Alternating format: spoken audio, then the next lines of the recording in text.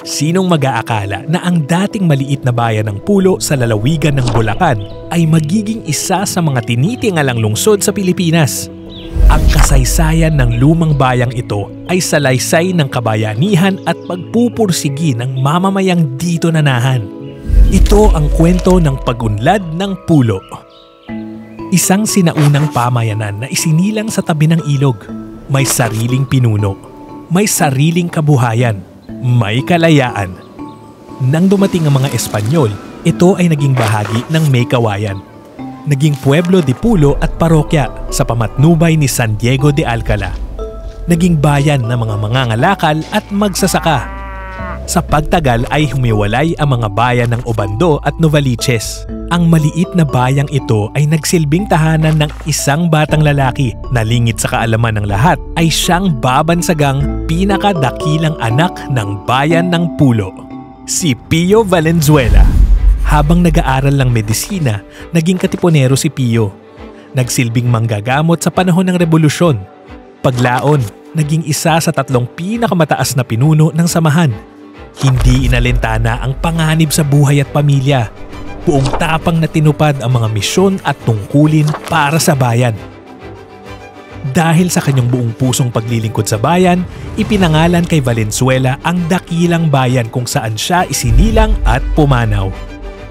Mahaba man ang pakikipagsapalaran para sa pagbabago, katulad ni Dr. Pio Valenzuela, ang bayan ay napupuno ng pag-asa at pagsisikap. Sa pagdagsa ng mga negosyante, nakaranas ng kakaibang kaginhawaan ang mga taga rito. Bagamat dayuhang maituturing, napansin ng mga namumuhunan ang potensyal sa pag-usbong ng industrialisasyon. Sa pagbubukas ng mga pabrika, nabigyan ng hanap buhay ang maraming manggagawa. Sa pagsusumikap at pagpupursigi ng mga mamamayan, nakilala ang ilang bukod-tanging Valenzuelano na mayagpag sa kani-kanilang propesyon sa larangan ng sining, edukasyon, hudikatura, serbisyo publiko at iba pa. Maging sa industriya ng media at pagpapalabas, nakilala ang Pulo bilang pangunahing lokasyon ng malikhaing paggawa ng mga pelikula. Naging saksi rin ang bayang ito sa pag-iisang dibdib ng hari at reyna ng pelikulang Pilipino. At noong 14 ng Pebrero 1998, ang bayan ng Valenzuela maituturing ng isang urbanisadong lungsod sa Metro Manila. Kaakibat sa pag-angat ng syudad ay ang mga pinunong nagsumikap na maitaas ang antas ng pamumuhay sa lungsod ng Valenzuela. Sila ang nagtatag ng pundasyon para sa makabago at mas disiplinadong Valenzuela. Pinatunayan nilang sa mabuting pamamahala, anumang pagbabago, hamon at suliranin ay may katapat na aksyon at solusyon. At ipinaramdam sa taong bayan ang tuloy-tuloy na progreso ng lungsod tungo sa mas dekalidad na pamumuhay ng bawat pamilyang Valenzuelano. Kilala man ang Valenzuela bilang industrialisadong lungsod, hindi maisasang tabi na ang pamilyang Valenzuelano ang prioridad dito. Pagsasaayos ng mga serbisyong magdadala ng kaginhawaan sa pamumuhay, lalo na't sa kalusugan ng bawat isa. Magbibigay karangalan sa kalidad ng edukasyon at magiging katuwang ng mga magulang sa bawat mag-aaral. Itataas ang antas ng pamumuhay tungo sa mas disiplinadong pamayanan. Garantisadong mapapanatili ang kaayusan at seguridad sa mabilis na pagresponde sa anumang sakuna na paparating. Mas pinadali at pinaiinam ang serbisyo sa pagpoproseso. Sinisigurong makabuluhan at kapaki-pakinabang sa nakararami ang infrastruktura. Pinapangalagaan at ipinagmamalaki ang ekoturismo ng Valenzuela.